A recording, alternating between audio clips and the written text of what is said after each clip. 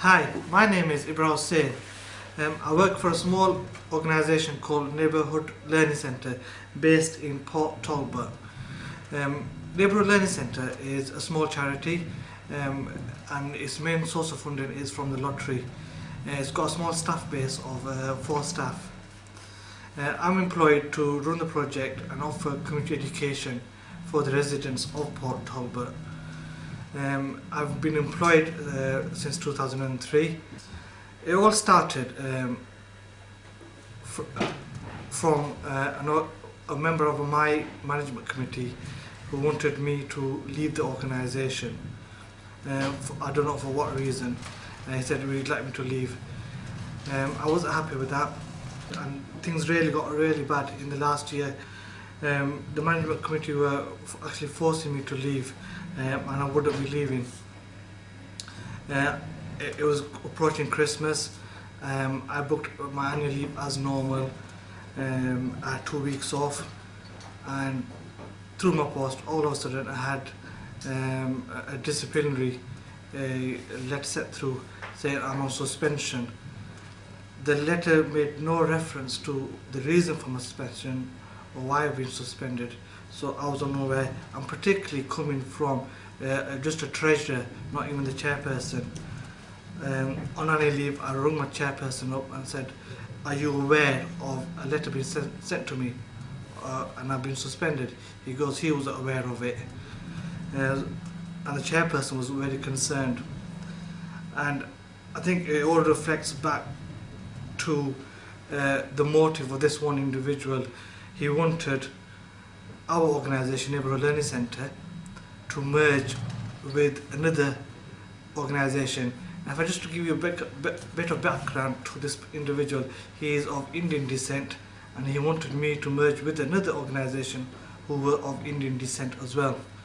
I'm from a Pakistani background, and he wanted this merger to happen between the two organisations. He had an interest in the centre we wanted to merge along with. He did do it informally with me and said, "Would you consider it?" And I said, "I will take that into account." I delved into it a bit further as a project manager, and looking into it, there was a good business case. We had successfully received a further 5 years funding to run the centre, and the centre he wanted us to merge with was actually sinking. Their funding was being withdrawn, they were losing contracts, and it wasn't viable. I did a business case, and in our next management committee, I was very vocal about it, and I made it quite clear.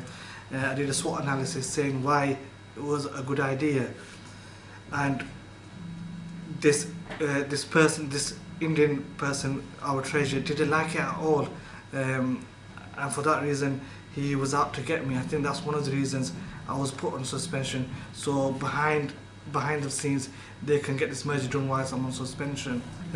So whilst on suspension, I raised it with the chairperson. He was unaware. He said he would look into it further, but this time this individual had changed the locks of the centre, had somehow dissolved the whole committee, including the chairperson, and he was deluded to what was happening as well. Bearing in mind, I did raise a grievance before I went on annual leave as well. So the grievance was not acknowledged because I was being bullied of trying to get this merger to go through, and I was agreeing with it. And he did acknowledge the grievance, neither did he call me in so he can investigate this grievance, but sent me a suspension letter instead. For all my service for Neighbourhood Learning Centre, we were serving a nice Pakistani community.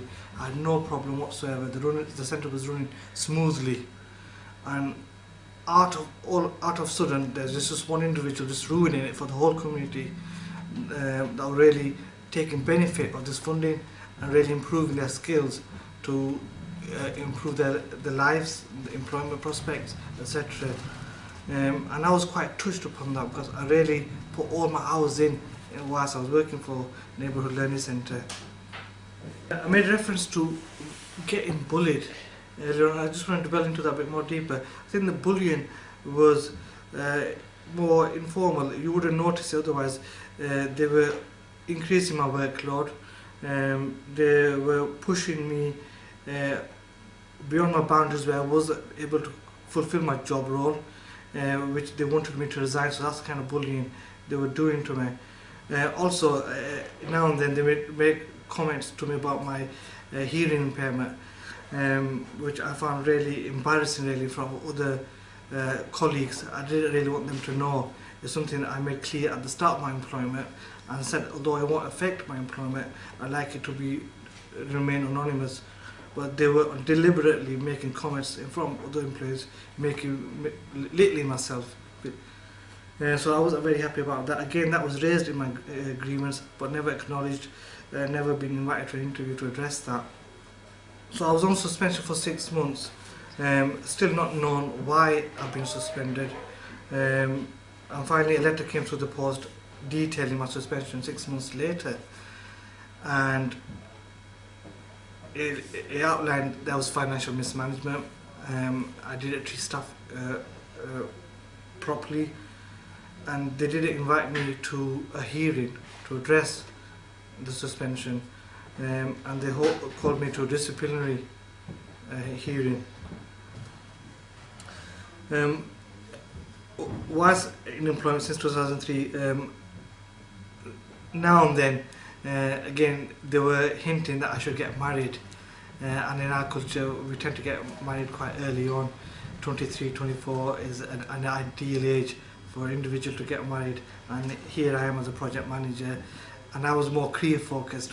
Personally, I was more career focused, so I didn't want to go down the line of getting married. And I'm 28, I haven't got married, and the management committee members saying, "Oh, are you not getting married? What would the community be thinking about it? Don't your parents push you? We can find you a nice suitor, we can arrange someone for you," and which is quite embarrassing, particularly when there's clients coming through the door now and then, because it was an open shop front where people used to come and go. I didn't mind it too much coming from the community that I was serving.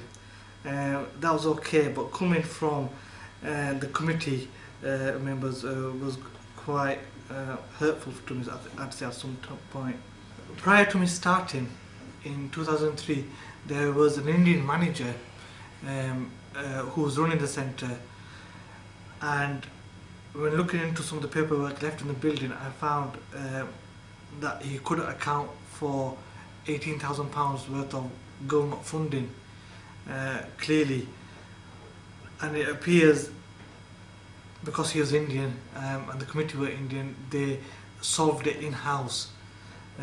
Hence they were saying to me, don't join a trade union, we'll sort it in-house.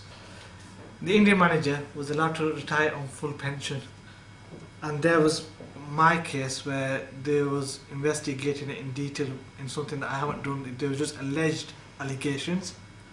I know there was any mismanagement at all, but yet they're going through asking all these questions but not doing it in the right sequence.